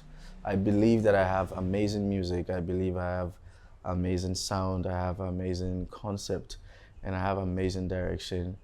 But I could also feel the sense of not having those things. So jealousy captured all that into the music, and I love it. Even the sense of traveling and realizing that when you have a different passport, like our passport, you know, it's not just easy like everybody. You are in a different line, in a different queue, you know, and all those things was part of the jealousy. I put everything in one song, you know, like, why is it that I have to travel and then I'm putting this space and you are not. What makes your passport better than mine? You know, I'm going there to work for your people and for myself also. So why do I have to, you know, what is it that is about me and my passport that I can't get what you are getting? So Jealousy wrapped everything in one perfect song. And I think that's why I love that album. Gotta go listen to them again. Yeah, with the backstory now. Yeah. Animate. Animate. Oh my God. Animate. I think the album was too serious. The Man and the God was highly serious. We captured the CBSI energy, you know. So I wanted something a little bit more danceable and flowy. So I remember very well. I started with a bass line. Shout out to the bass. Me. I like body with the animate, not to the cue, animate. And then he started playing the bass, and then we just made it. It was so fire. It was so fire. Yeah. So I think Animate it was fun to make Animate. You know, it was really fun. It was fun to do the other ones too, but they were a bit too serious. But Animate was very fun, and I'm glad that we did, because anytime we perform that album, it's one of the songs that everybody comes to dance. You know, like, you know, you see, like, especially the women, you know, love it. Yeah, they love it because they have something that can animate. Maybe so. We don't get, so they come and shake for. Yeah, we just be jealous. Oh yeah, it's an amazing song. I love that song. How many times? Oh man, I was just upset. I was so mad. I think this was the Cecilia Dapa thing. Was it Dapa? The minister? That minister. The money under the bed? The money under the bed. That lady, she had like, how much? 200 million or something under her bed. I was so upset. I was like, Charlie, why are we so wicked in this country? One human being. And it's not just under the bed. There are other drawers. Hey, it be wickedness. Oh, Charlie, how many times? I don't even have to talk about this. When you listen to the song, you know, you see how painful it is. Like, I was upset, and I told myself I wasn't going to do any of these political songs again, but I couldn't help it. Every day, and even just before that, somebody died on the road. There was a road that they constructed, and there wasn't a passenger crossing. There wasn't even zebra crossing, and I think the school was complaining about it for a long time. When a child died, that is when the government came to do it within 3 weeks. So like, we have to die before you give us this thing to cross road. Charlie, I was upset. Sometimes it's too much. We do it too much. That's in the everybody will chop. You understand? And I can't blame you. And you now, with that money, where will you find it? If you start your own business, you can't make that money. So I understand that when you get into politics, that's where the money is. And you want money for your generation, your children, and whatnot. We all get it, you know. But it's too much. It's too much. And the worst of it, they use the money to go and buy things from another country, and then the other country is making money. So what's the point? I don't get it. What's the point? I really don't get it. I was so upset, you know. Actually, you never go understand this thing sometimes. That's why I did how many times, because how many times will it happen? And every year is the same thing. Every 4 years, same thing. How many times? I love that song. I hardly listen to it because anytime it vex you. It vexes me. It has so much pain, man. And it did so well without even promotion. Yeah. Because people felt it. You know, it wasn't like though I spoke about pots. Like there are brilliant people in this country who are leaving this country to go and clean in other countries. And when I say brilliant people, like people with high IQs, who, if the government could have taken some of those 200 million to do projects or experiments for them to handle, we could come up with ideas, come up with gadgets, come up with computers, come out with bicycles, even toys for babies. Everything we forgo ship them. Oh, Charlie, we have to stop doing this thing. Like the way the world is going, like it has to change. There's even 3D printers where you can put a design inside to print it for you. Why are we still doing this? So how many times, Oh, how many times, dear Charlie? Sometimes when I listen to it, it's like how many times, and then they'll go and buy a big car, and then they don't know how to even fix the car, and then to spoil in a year, and the money has shit. Kantanka is there. Yeah. You can't use that one for both. Easily. Oh, Charlie. You can't give jobs to people. Charlie, it's so... And maybe I'm not inside the thing, so I don't understand, the politics aspect of it. But Charlie, if other countries have been able to do it, we can do it too. So. Oh, Dubai wasn't Dubai like this. Oh. No. Sand, man. It was sand. Dubai wasn't Dubai like this. Why can't we also go and find a blueprint? Even if you bring the blueprint, somebody will come and burn it because you are coming to collect his money. Yeah, you share no day side. Yeah, you go spoil them. Oh, one Ghana, man. One Ghana. Bro, they were... Drop one. At the risk of pissing you off, man. Bro, it's crazy. I had this friend of mine whose uncle came to Ghana to find a way to digitalize music so that every artist is making money when your song is played online. They asked him to pay $270,000 to implement it in this country. Yeah. Where is he going to find that money? So you keep the idea. You can't go. You know if you do them, because somebody is there who is benefiting from that. Yeah, the cuts. And maybe I'm wrong, but I hear they're taking money from radio every time. They are taking money from radio for artists for playing music. All radio stations, they are paying some amount of money to a group of people.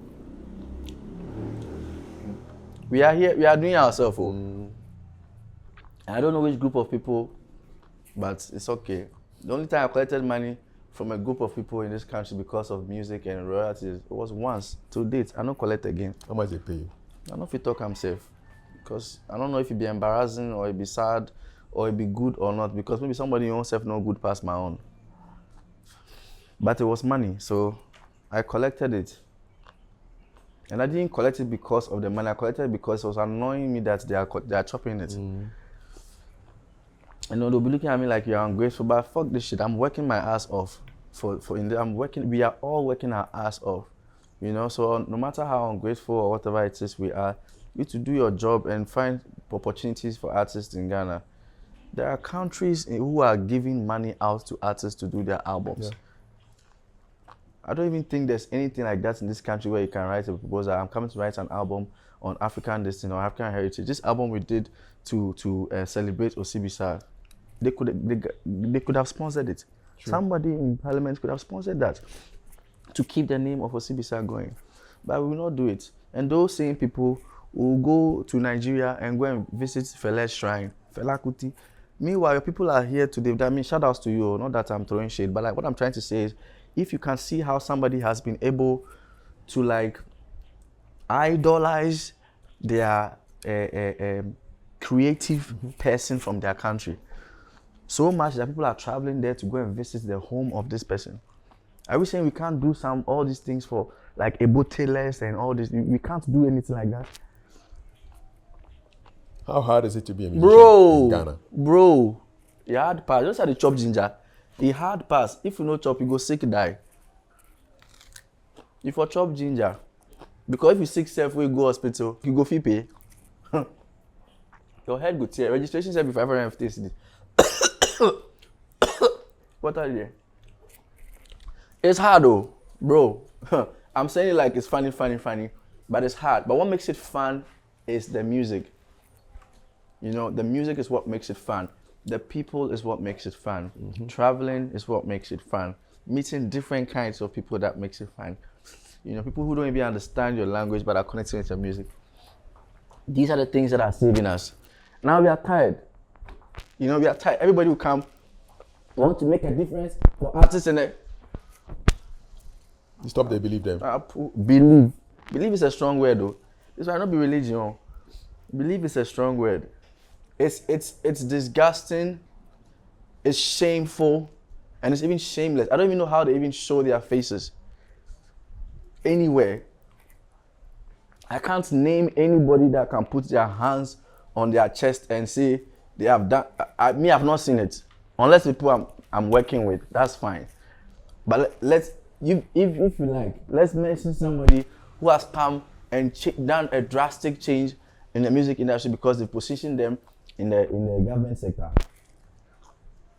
And then you can come for me, but if you have it, write it there, so that maybe you educate me and I can also know about it, because I have not heard or seen.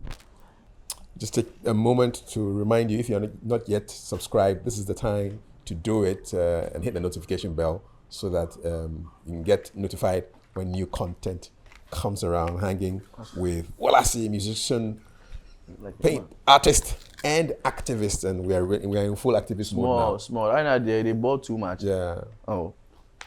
Therefore, do something to make it help everybody. And I'm not being used help, because there's power in art. Nigeria is the biggest country right now, African country right now. It's not even about their, economically, we all know that sometimes it's some way, but everybody knows about Nigeria because of the creativity. That's what I believe. But is it not ironic that in the 50s and 60s, Ghana was the biggest, and President Nkrumah supported the arts, gave scholarships to people in OCBs to go. Ebu Taylor, they went and studied music, came back. They supported the groups, taking them around with him on his trips. Do you understand? You know? This is what I'm saying. We always have to wait for Sony to come and do workshop, or Spotify to come and do workshop. They too, when they come, they want to come and do the workshop, give all your ideas and go. What kind of this? It's almost as if there's no respect for the artist. The reason why I'm saying this is we are all here bragging, doing this and doing that. I don't know what pivoted the Nigerian music scene. I don't know what happened. Even the movie scene, there was a time that everything just changed and it just shut up. I am hearing that there was a point where the government allocated a certain amount of money for the artist or for the art scene. If I'm wrong, then I'm wrong. And somehow it actually went into the work. I could be wrong. Maybe that's what people tell us, maybe that's not. But the only reason why I know much about Nigeria or Nigerian pidgin or Nigerian culture is through music and films. That is why I love Nigerians. Do you understand what I'm saying? That it's through art. That's for me, I don't know. It be some way. You do feel like give up sometimes? Is that? You do feel like give up sometimes? No. Can't give up. Once you have life and you can breathe and I have so much to give, you know. So I don't know how to give up. Like I can't, there's a lot of things to do. Work day, and have challenged myself so much that it's hard for me to say I give up. Breaks, yes. Take breaks, a break, yeah. Yes. But giving up in the nation, that one there, maybe sometimes I do give up in like the system. The system. Yeah, this, like, we are here for the culture and the arts. No, it's always friends and families just finding monies for their friends and they're calling them, oh, please, can I meet you? And it's necessary because it's also networking, you know.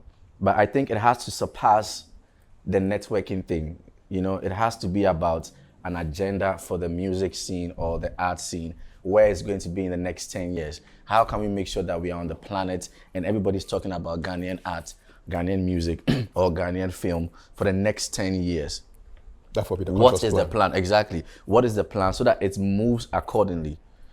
And find people who are capable of doing it. Not just because the person knows the person or the person came for some dinner or some party. It is terrible. Like we are not thinking far. It's sad, bro. If you get opportunity to sit down with like the policymakers, what will be the top things you could talk about?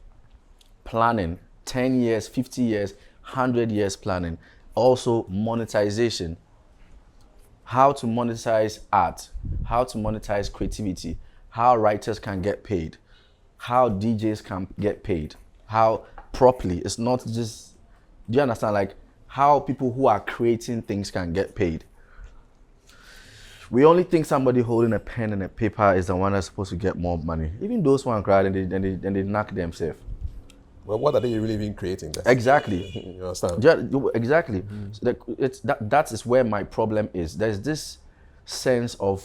So anyway, to answer the questions, planning. 10 years plan, 50 years plan, 100 years plan. These plans, you know, me, I call it the Nkrumah effect. I don't know, when I talk to my friends, that's what I call it, because I think he understood the level of doing something that is going to last for a longer fucking period of Longer time. than his lifetime. Longer than it's, you understand what I'm saying? And the monetary aspect of it too. Because if we can't find ways of doing that, I don't know, man. It's always going to be like booga booga. Yeah, it's always like church money, fraud money, politics money. It's always going to be the same thing all the time. And there are other ways, man. Come on, there are other ways. So many ways. So many ways. So many ways. Like, Look what Kanye West did. Look how much he made with one show. 31 million or something, I could be wrong. Anywhere he goes, he's making money because he's coming with creativity. Just because he sat in his room and played something and called a bunch of people, created with them, called another bunch of people, marketed it, called another bunch of people, pushed it here and there, created outfits. Everything is creativity, you know? And I could be wrong, he put an amount of money in and made the same money back with just a little bit on top. But you could see the effect of it so much that he did more shows. That, I think, is the power of creativity. Something that came out of nothing, but is so valuable to develop more money. And that's why sometimes, Charlie, I like what this man is doing with the boxing thing. You know, there's, I think one of the president's son, Sharaf. Mahama. Yes, Sharaf Mahama. I don't even know his name, forgive me. But I see that he is finding means and ways of using entertainment to support people, to find, just bringing people together at a park alone is food. Somebody's come to sell something there. You know, if you're all sitting at home, depression is high, sickness is high, frustration is high, people die out of, like, you know what I'm saying? It does not help the nation at all. And there's so many ways that we can generate money from art. So many ways. It doesn't have to be individualistic all the time. Yeah. How did President Kwame Nkrumah get it? Charlie, me I go no me, they bomb himself, the man say I don't see him. But he do him. So if he has been able to do it, we should be able to, I don't know, school no school ni biana. You know what I'm saying? Like, yeah. Do you understand what I'm saying? If he was able to learn it, we can end up. I strongly believe that we know how to do it. So we know one do or what? We know one do. I strongly believe there are people in government right now who know how Nkrumah did it. They know. They understand how it works, but they won't. I mean, you write the books, over 1,000 books. Bro, what are you talking about? The knowledge day. I know there are politicians who have gone to schools, better schools than Nkrumah. We all know this. There are portfolios. Maybe they didn't learn, but we know they went to better schools. So I think it's not about the knowing. The doing. They don't, because if you do it like that, then you don't gain anything. So if somebody gives me 300,000 cedis to build a road from this junction to this junction, right? And if I do it the Nkrumah way, it's going to last for 100 years or 50 years. And after the 300, it will remain with maybe 20K. I won't do it. I'll use 20K rather to do the road and to get spots the next year. So and they can re-award you collect another money, because right now it has gotten to the point where the greed is too much. And maybe one day I'll be there, I'll do some, but I don't know. I don't think I will, but I'm saying that because you can't tell people what to do when you are not in their shoes. But I think sometimes there should be limits. And I don't. What even angers me the most is they don't have any form of disgrace. Like shame no day again. No shame no day.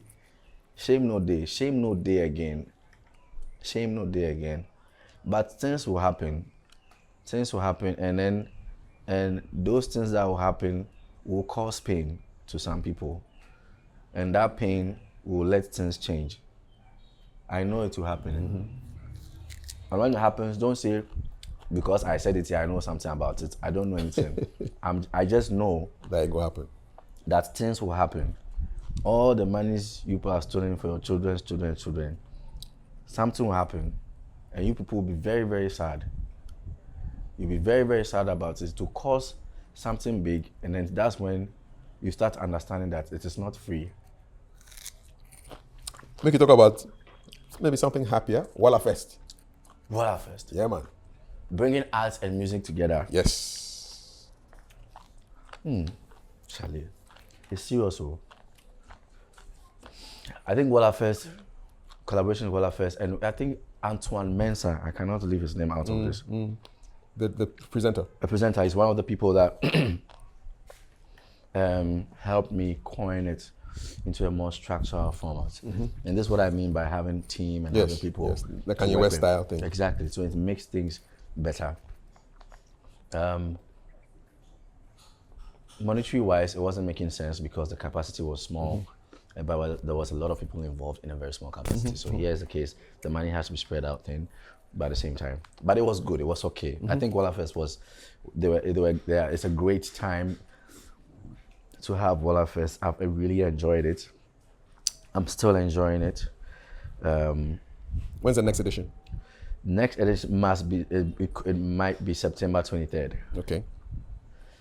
September 23rd, hopefully. 2 days after Kwame Nkrumah's birthday. 2 days after Kwame Nkrumah's birthday. Yeah. And that's my birthday. 23rd Nice. September. Nice one. Yeah. Let's look forward to that. All right, go ahead. Amen. Amen. So you get a theme for this year? Vim.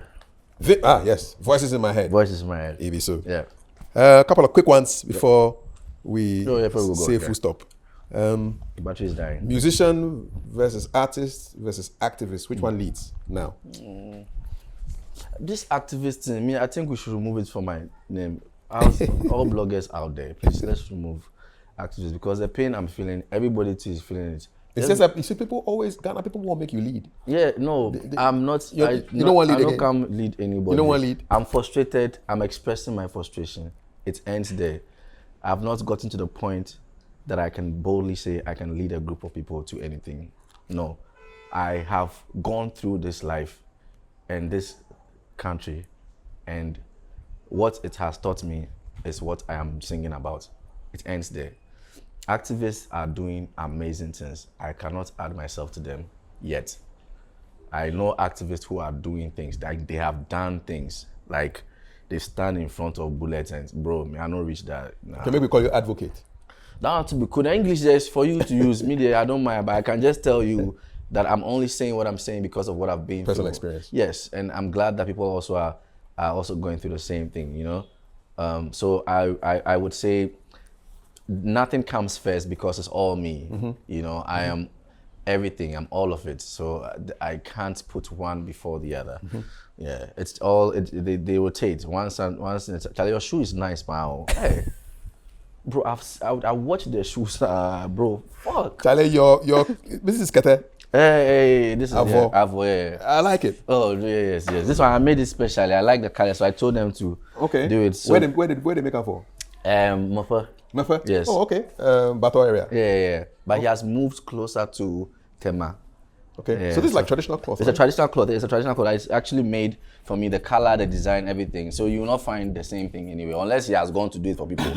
But I told him to do this one especially for me with the beige and then. And he wove it on the loom. Yeah, on the loom. Yeah, Ajao. Yeah, Ajao. Oh, nice. Yeah, very nice. Savodali. Yeah, Masavodali. That's it. Yes, that's what my grandfather is. It be so. Yeah. Who is Worlasi when nobody is watching? Hey, this is plenty things, so some of them we can't say. No. But but I think I'm fun. I'm fun. I think I would say I'm fun. When nobody's watching, I'm fun because I make myself happy.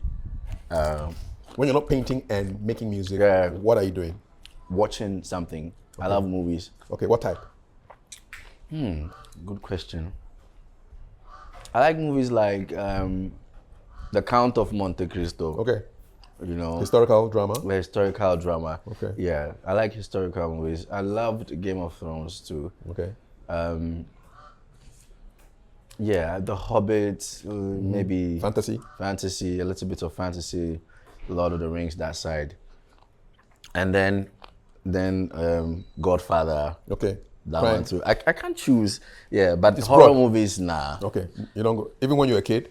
No, I just think it's too. It's not like I can't watch it. I just feel like, Charlie, Mick, don't come for me. I just feel like it's very stupid. Like, Yeah.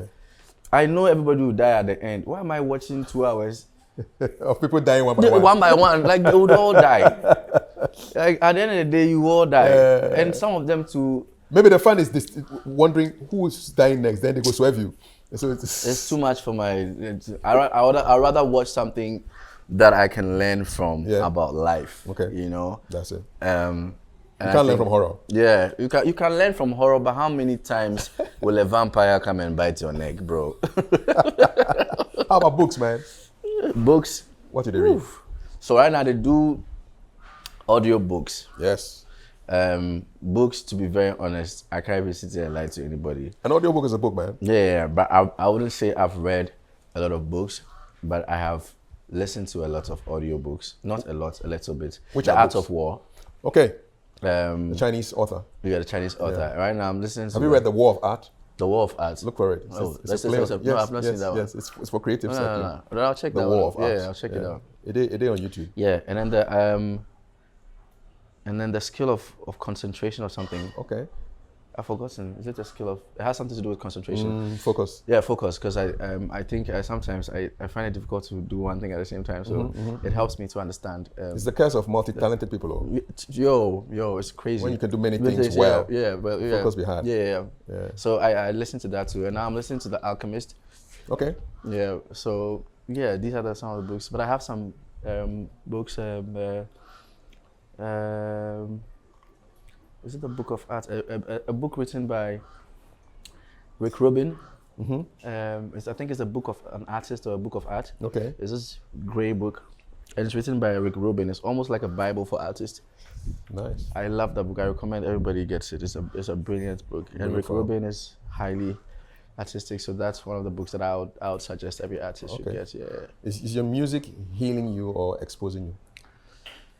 I think it's doing both but it's healing me more than exposing me. If I don't respect it, it affects me. I'm recognizing that if I don't respect it, it affects me. If I don't take it seriously, it doesn't take me seriously. Okay. And so anytime I'm frustrated about my music, then it's my fault. Which language carries your deepest truth? Ever. Yeah. Ever. Yeah. What was the deepest proverb what was your favorite proverb in ever? Or favorite saying? Something that somebody says that you always like to. I want to find the one that I really like. It's about the thigh and then the hand. Hold on, to come in. Nata? Ashi? Yeah, it's about the thigh and the hand. I think it says something about the hand does not know what the thigh goes through. It's something that my grandfather said back then. And when he said it, I was like, what are you talking about? They're all doing different things, you know? But it made me understand, especially with my work. So when I paint and then I do music, I realize that the music is fast. You do music, people are hearing it, come and dance, come and do it, dance.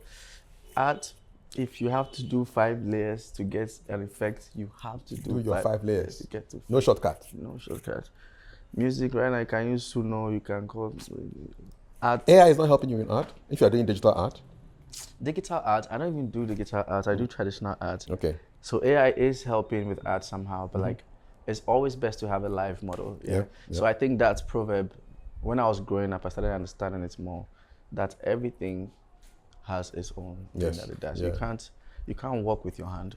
I mean, you could, I've seen people do it, but it's not the regular. Yeah, and you have to respect both of them. Yeah. What does success mean to you? Peace of mind, and genuine understanding of self. Like, when you have a peace of mind and you understand yourself, everywhere you go, you're okay. Growing up, it was hard for me. When I go to places, I feel misplaced. Really? Yeah, because I didn't feel like the space was mine. I didn't know who I was fully. I was only there for music and then I leave. But if I understood who I was more, I could have lived in a space beyond the music. I would have understood that wherever I go is also mine, instead of I'm only here for the music, so when I'm done, I'm going. But if you have a peace of mind and you understand yourself, like wherever you go is yours, you know? Yeah, you don't feel out of place because you don't owe anybody, you don't even owe yourself, and you don't have a problem with anybody, and nobody has a problem with you. Even if they do, you don't care because you understand your full self. Yeah. Is Ghana ready for your kind of art? Oh, always been ready. I released the album. It wasn't on any platform, no marketing. People were buying it on WhatsApp, and I moved it to Even. People are still buying it. It's not much, but because they're not, but I think that people really do. Bro, 60% of people that bought it first were not even Ghanaians, to be honest. So you look at the back end, where are the sales coming from? Which countries, which parts of the world? Back end, I would say, first is Ghana, obviously. The second highest is the US, and then the third is the UK, and then the next one was Germany. And this is your ever music? This is ever music, yeah. But Ghana first. But those who are in these countries, the US and UK, most of them are also ever people staying over there, so it's not that it's only white people, like my people are also there. And then they are enjoying it because I think it makes them feel more connected to where they're coming from. Organic. Yeah. And all these things is just marketing and a team. Inshallah, one day I'll find the best ones. One time. And then we'll go straight up. Yeah, but there are people for it. People did. There are people for it. It's like going to a market and then you are going to buy something, but what you want is at the back. But it's only the front people that are there. Yeah. I just have to move from the back and come and sit in front. You go see them. So that they go see them. That'll be all. It'll be just marketing and promotion. That's it. That's it. What emotion are you still afraid to express?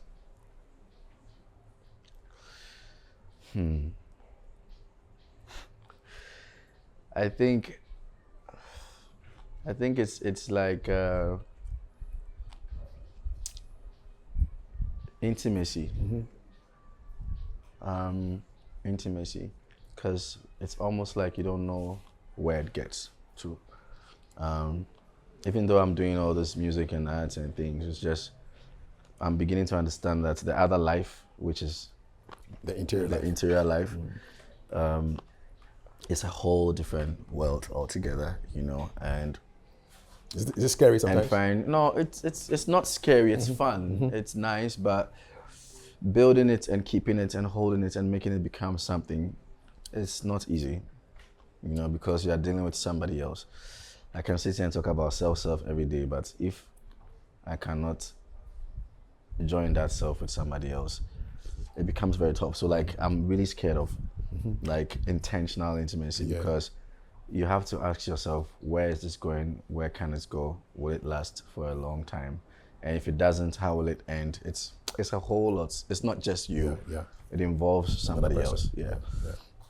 So that's what I'm scared of. Yeah. Do you think Worlasi is misunderstood, or just you are intentionally complex? If you're asking that, it means that's what people think already. I think it's misunderstood. It's also too because I'm also growing, I found myself in a space where I had no idea of what's happening.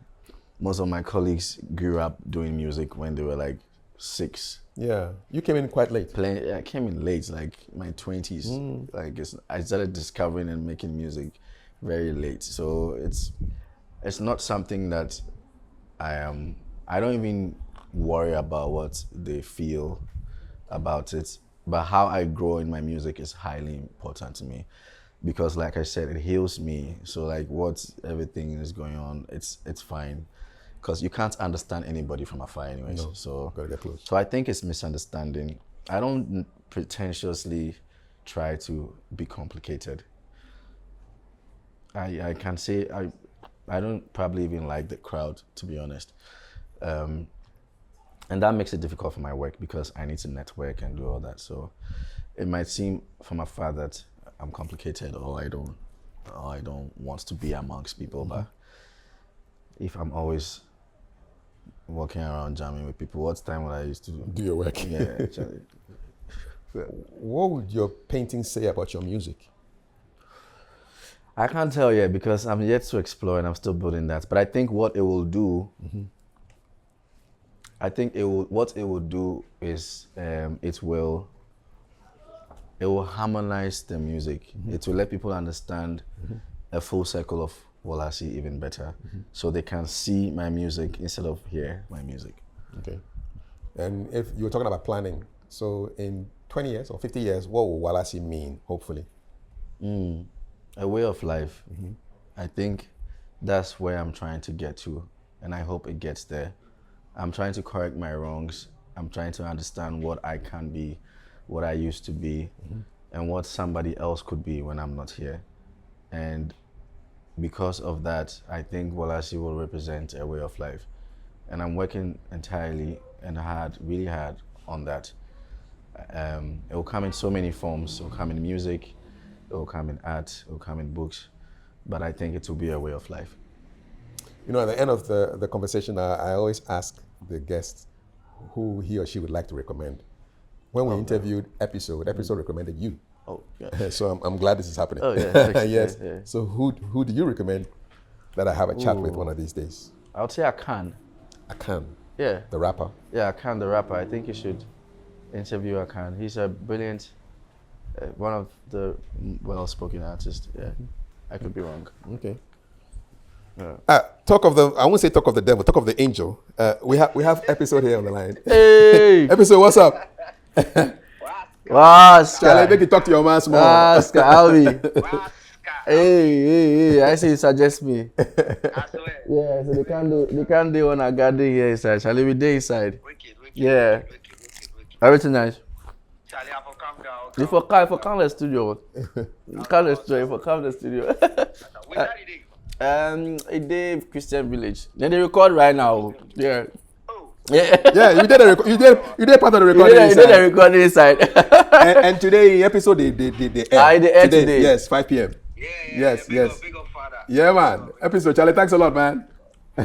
One love. It be so nice one. Oh, nice. Yeah, that was really cool, man. Yeah, speak of the angel. Charlie. All we get now is make you talk to your camera and All right, cool, Charlie. Hi, whether guys. it's Bajak energy or whatever Yes. you want to shoot. Charlie, I've not been prepared for this, but all I can say is, like, Charlie, do what you can. It's one life. Do what you can and do what you have to do. Like, and life is not that one plan that you had. Please, watch other plans. Try and explore other things, bro. My sister, transgender, whatever you are. Find other ways of expressing yourself, because you don't know what you yourself, you don't know what you are. You just came to this world. You don't know what you are. You are now learning, and you learn how till you die. So why don't you explore more? You can do so much, Charlie. Plenty things you go fit do. You know you can do it. You're just scared to do it. What can possibly go wrong? Waska.